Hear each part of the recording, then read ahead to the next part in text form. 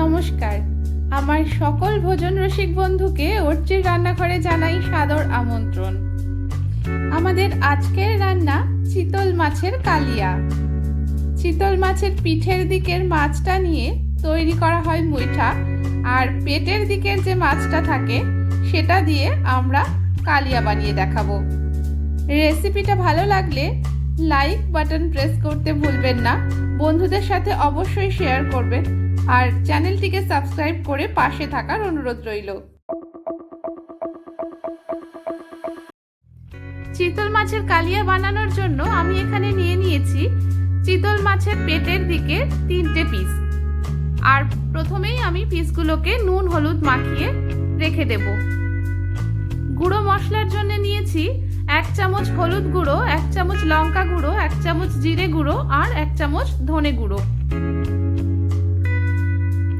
ফোড়নের জন্য গোটা মশলা নিয়েছি 1 চামচ জিরে, 3টে লবঙ্গ, 3টে এলাচ, 1 ইঞ্চি দারচিনি, 1টা তেজপাতা আর 2টো শুকনো লঙ্কা।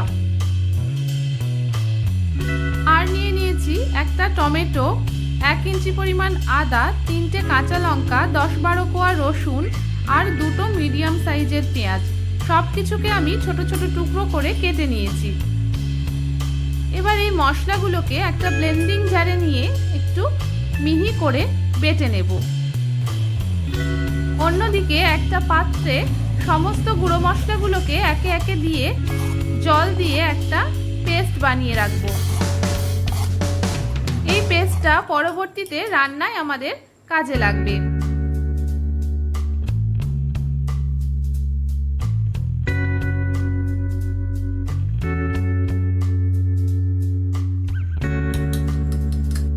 পাত্রে 1 টেবিল চামচ টক দই নিয়ে একটু সামান্য নুন দিয়ে টক দইটা আমি খুব ভালোভাবে ফেটিয়ে রেখে দেব।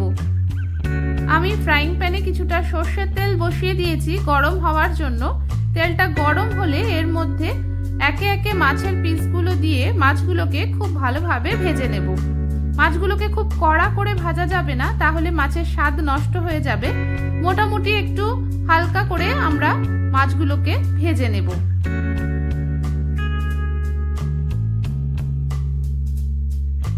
দেখুন আমার মাছ ভাজা হয়ে গেছে। এবার মাছের পিসগুলোকে আমি অন্য একটা পাত্রে তুলে নিচ্ছি। এবার ওই তেলের মধ্যে সমস্ত গোটা মশলাগুলোকে দিয়ে দেব। মশলা থেকে সুন্দর গন্ধ বেরোতে শুরু করলে এর মধ্যে দিয়ে দেব পেঁয়াজ বাটা।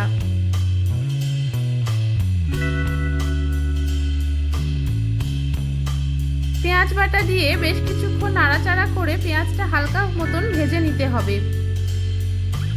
পেঁয়াজটা ভাজা ভাজা হয়ে এলে এর মধ্যে দিয়ে দেব বাকি বাটা মশলাটা।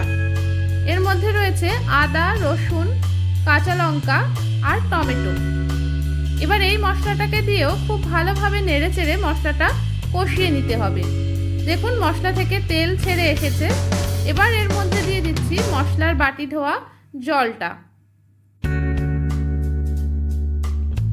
সবকিছুকে খুব ভালোভাবে একসাথে মিশিয়ে নিয়ে মশলাটা বেশ কষানো হয়ে গেলে এর মধ্যে দিয়ে দেব গুঁড়ো মশলার পেস্ট। এবার এই গুঁড়ো মশলার পেস্টটা দেওয়ার পরেও খুব ভালোভাবে সবকিছুর সাথে মিশিয়ে নিতে হবে। দিয়ে দিচ্ছি মশলার বাটি ধোয়া সামান্য একটু জল। এবার এই সমস্ত উপকরণকে একসাথে মিশিয়ে ধিমি আঁচে ভালোভাবে কষিয়ে নিতে হবে। যত মশলা বেশি ভালোভাবে কষাবেন, বেশি সময় নিয়ে আর অল্প আঁচে কষাবেন, তত কিন্তু রান্নার স্বাদ বেশি ভালো হবে। আমার মশলাটা কষানো হয়ে গেছে। এবার এর মধ্যে দিয়ে দিচ্ছি বেশ কিছুটা পরিমাণ গরম জল। আমি এখানে গরম জল ব্যবহার করেছি। রান্নায় গরম জল দিলে রান্নার স্বাদ অনেক বেশি বেড়ে যায়। এবার এর মধ্যে দিয়ে দিচ্ছি ফেটিয়ে রাখা দই। দইটা আপনারা মশলা কষানোর সময়ও দিতে পারেন।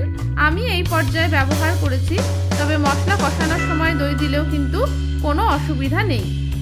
এবার এই সব কিছুকে একসাথে ভালোভাবে মিশিয়ে নিয়ে ভেজে রাখা মাছগুলোকে এক এক করে ঝোলের মধ্যে দিয়ে দেব। আমি এখানে যতটা গ্রেভি রাখতে চাই সেই রকম জল ব্যবহার করেছি। আপনারা যদি গ্রেভিটা একটু বেশি রাখতে চান তাহলে জলটা আর একটু বাড়িয়ে দেবেন।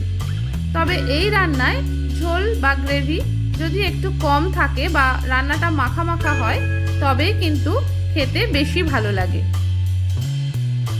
মাছগুলোকে খুব হালকা হাতে একটু নাড়িয়ে চাড়িয়ে গ্রেভির সাথে মিশিয়ে দিচ্ছি, না হলে কিন্তু মাছ ভেঙে যাওয়ার সম্ভাবনা আছে। খুব সাবধানে মাছগুলোকে নাড়াচাড়া করতে হবে। ঝোলটা ফুটে উঠলেই আমি মাছগুলো ঝোলের মধ্যে দিয়েছিলাম। বেশ কিছুক্ষণ মাছটা ঝোলের সাথে সেদ্ধ হওয়ার পরে এর মধ্যে আমি দিয়ে দিচ্ছি সামান্য একটু চিনি। চিনিটা খুবই অল্প পরিমাণে দিচ্ছি। যদি কেউ পছন্দ না করেন মাছের মধ্যে চিনি খাওয়া তাহলে তিনি অ্যাভয়েড করতে পারেন। তবে যেহেতু আমি এখানে টমেটো আর টক দই ব্যবহার করেছি সেই জন্য আমি সামান্য পরিমাণ চিনি ব্যবহার করলাম যাতে টেস্টটা ব্যালেন্স হয়। চাইলে আপনারা উপর থেকে একটু ঘিও ছড়িয়ে দিতে পারেন, তবে আমি এখানে আর কিছুই ব্যবহার করিনি। কিছুক্ষণ স্ট্যান্ডিং টাইমে চাপা দিয়ে রেখে দেওয়ার পরে গরম গরম ভাতের সাথে এই রান্নাটি পরিবেশন করুন। তাহলে দেখলেন তো চিতল মাছের কালিয়া বানানো কত সহজ। রেসিপি ভালো লাগলে লাইক এবং শেয়ার করতে ভুলবেন না। কমেন্ট করে আমাকে অবশ্যই জানাবেন আপনারা কে কে রান্নাটা বানালেন। চ্যানেলটি সাবস্ক্রাইব করে পাশে থাকার অনুরোধ রইল, আর পাশে থাকা বেল আইকনটি অবশ্যই প্রেস করে দেবেন যাতে নতুন ভিডিও নোটিফিকেশন সবার আগে আপনার কাছে পৌঁছে যায়। আজ তাহলে আসি, দেখা হচ্ছে আগামী কোনো দিনে আবার নতুন কোনো রেসিপি নিয়ে। এতক্ষণ সঙ্গে থাকার জন্য অসংখ্য ধন্যবাদ।